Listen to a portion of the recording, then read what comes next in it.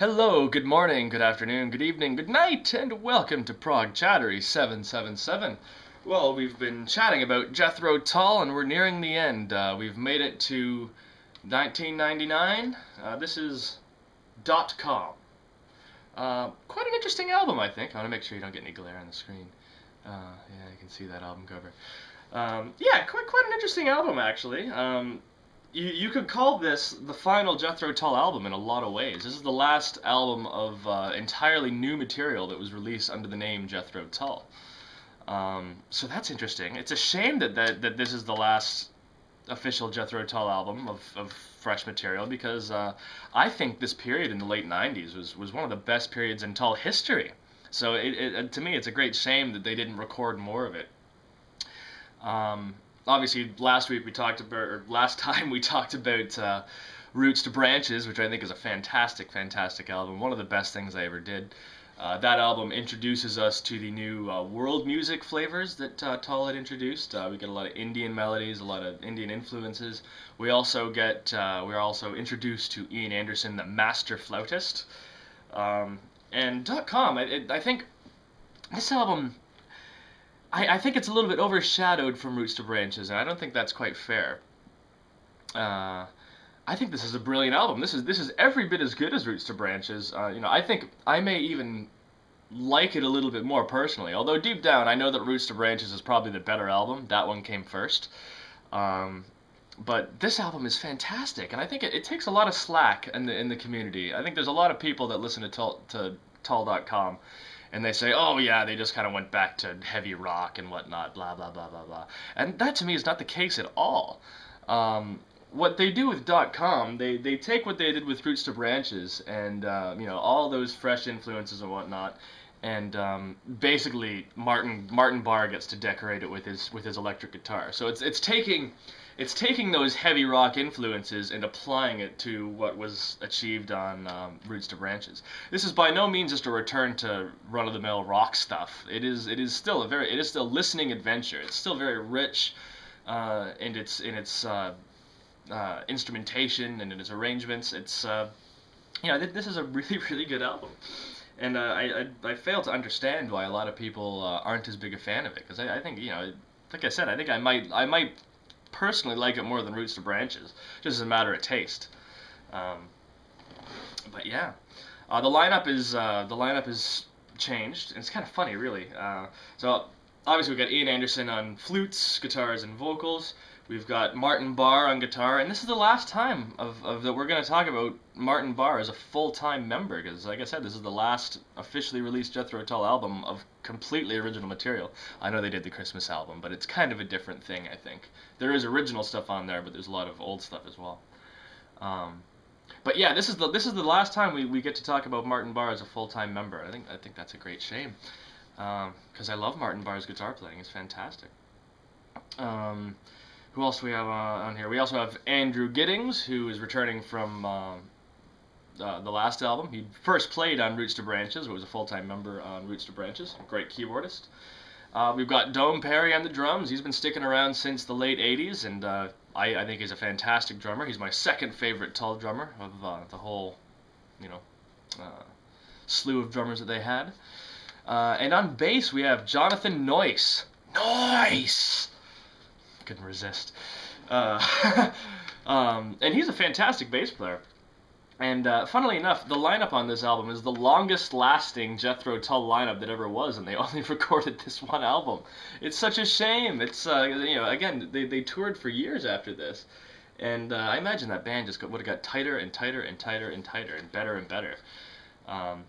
Also, talking in reference to the Christmas album, this is actually the .com and the Christmas album are the only two albums, or the first time that the same lineup was carried over for two albums since Songs from the Wood and Heavy Horses.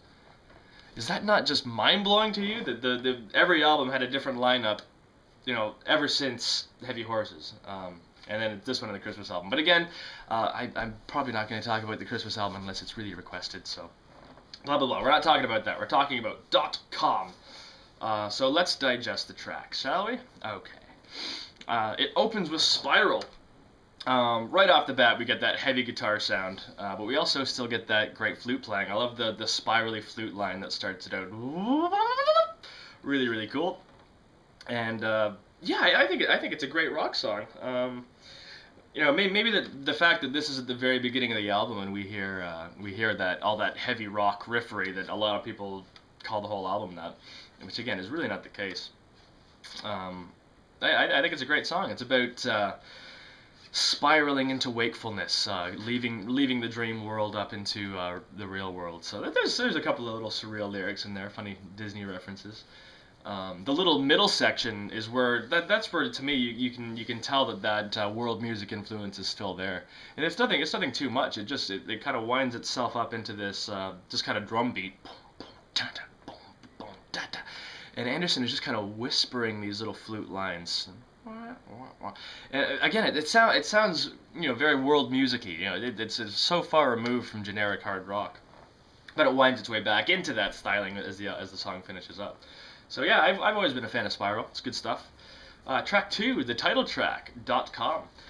This might be one of my favorites on the album. Very far removed from the hard rock that everyone says the album is. I think it's got some beautiful flute melodies on there, and it's for the most part fairly mellow. But we also get that world music influence. There's a female singer from India that sings some background melodies on the title track, and I'm not going to embarrass myself and try and say her name, although I think I just embarrassed myself by admitting I couldn't say her name. I'm not going to say it properly. I know I will. No, I'm not going to say it.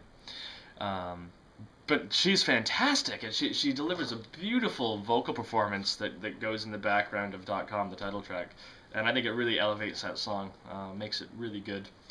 Track 3, Absent Without Leave, or Awol. Again, another song that I really, really like.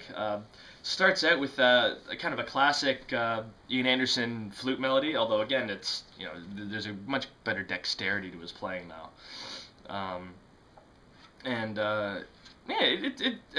We have some of that hard rock influence in there, but again, like similar to Roots to Branches, I think this album is very, very proggy.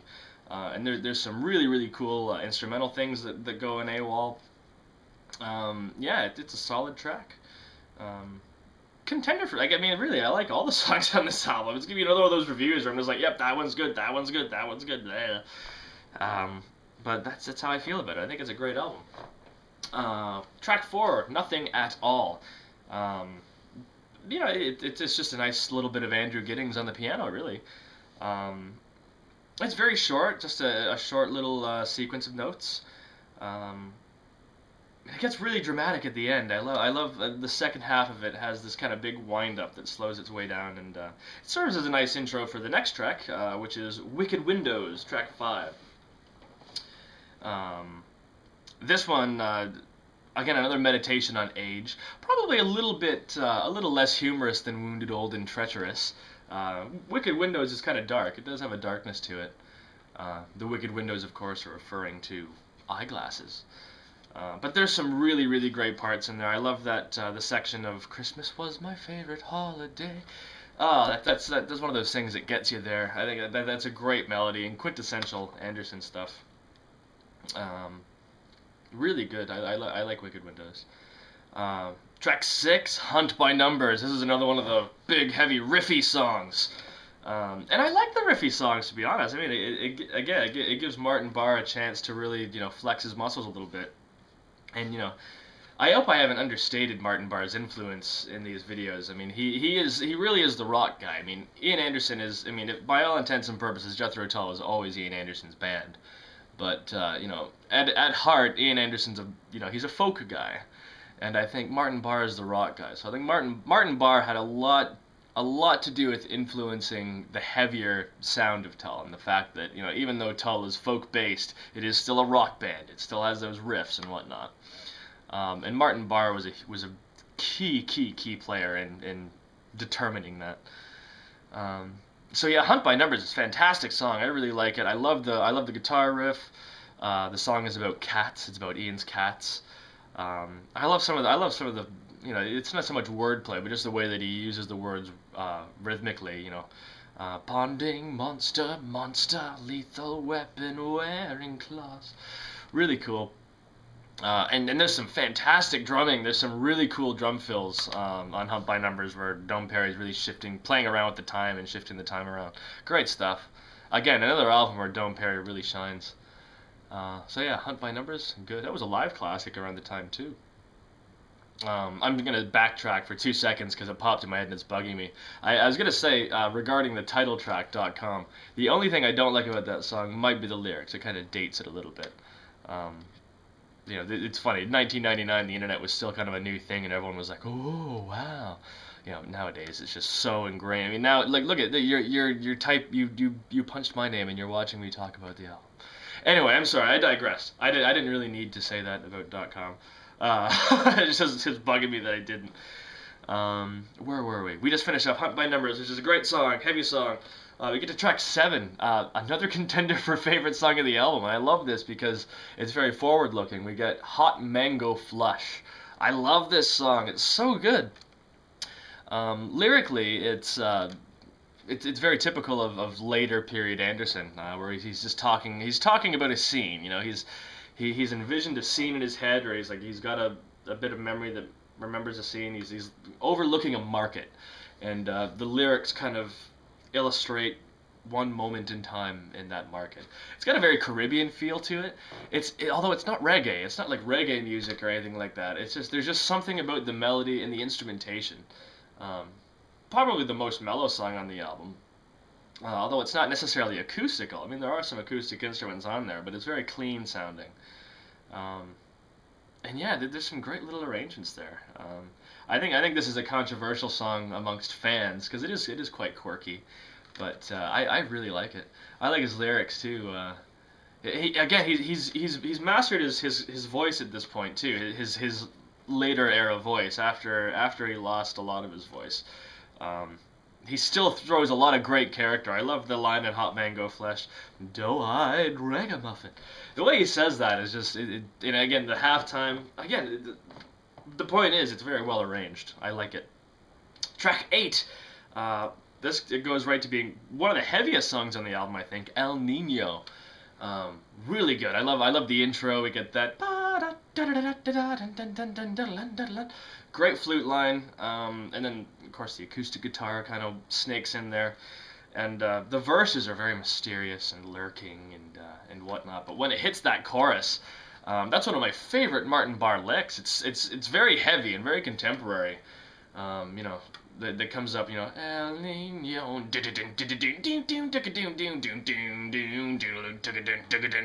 It's great. It's very, like I said, it's heavy. It's contemporary for the time, even contemporary for these times, I think. And there's a lot of really great sudden starts and stops. And so El Nino is really good. Again, it's proggy. It's progressive. The songs on here are a little more condensed than they were on Roots to Branches, but that in no way deters the music. For me, I think the music is still absolutely top-notch. We go into track 9, Black Mamba, another really, really good song. I love the orchestration on here. Again, it's not an actual string arrangement. I think it's just Andy Giddings playing with his strings, the string sounds. But it's really good. It's got a very sneaky melody, which is appropriate because he's singing about a black mamba. Dun dun dun dun dun dun dun. Great stuff. It's just more simple than some of the other songs on the album, but it's really good. Track 10, we get another little Sieg. This might be what Roots to Branches needed. Just have a couple of these short little instrumental interludes.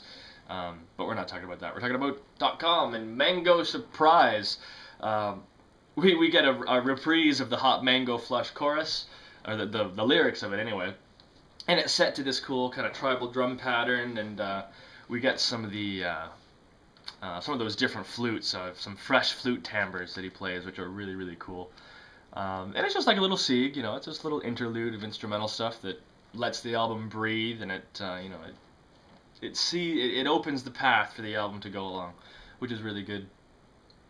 Then we get to track 11. We're getting to the end of the album now, and this is a really sweet song actually. Bends Like a Willow. I really like this. This is kind of quintessential Ian Anderson songwriting. it's got a relatively simple but beautiful flute melody that kind of holds it all together.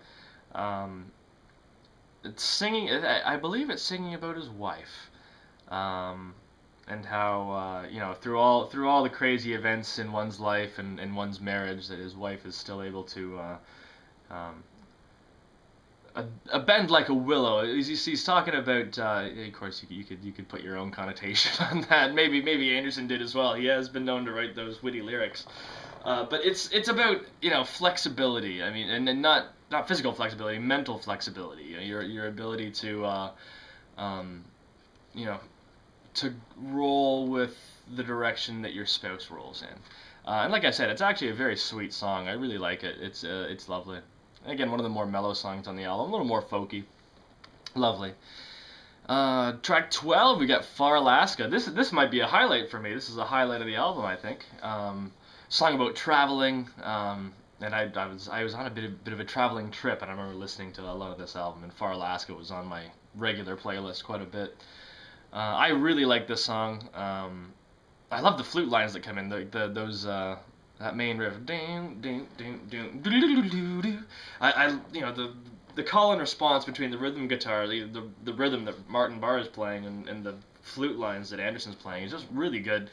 And it's got a brilliant middle section to it too. And again, I've said this before, but I hear Dream Theater for some reason. It's not as heavy as Dream Theater. It's not as contrived as Dream Theater, I guess, but that middle section with that riff, that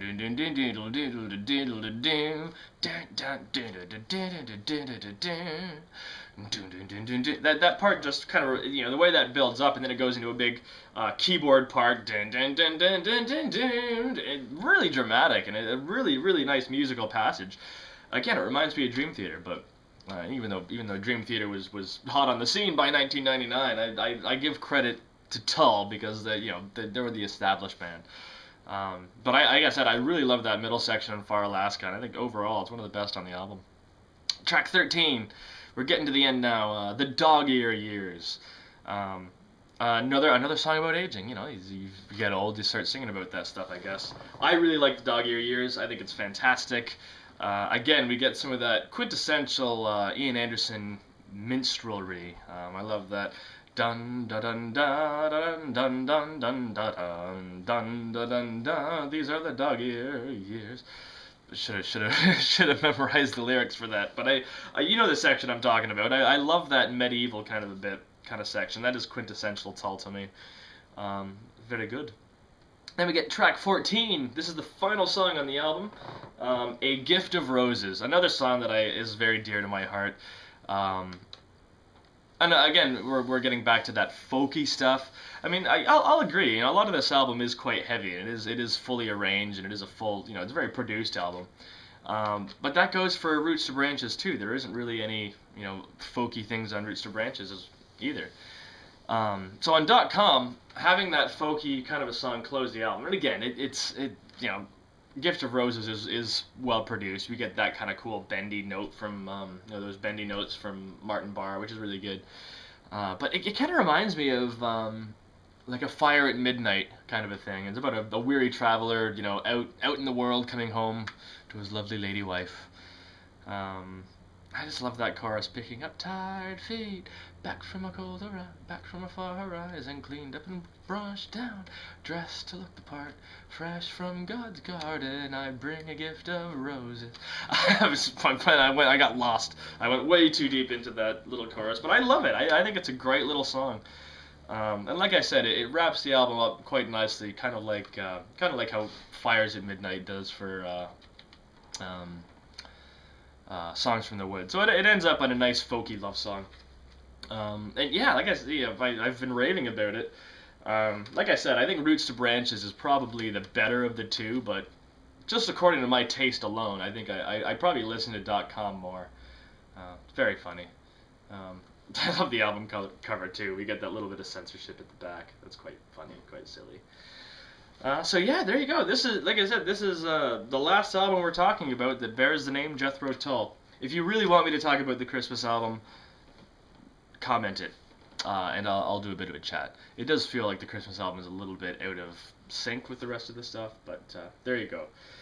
So there it is. That's the last full-length album of original material released under the name Jethro Tull. Like I said, I think it's a great shame because they reached a great level of excellence at this point. But there's still 4 more albums of Anderson material that I'm going to be talking about.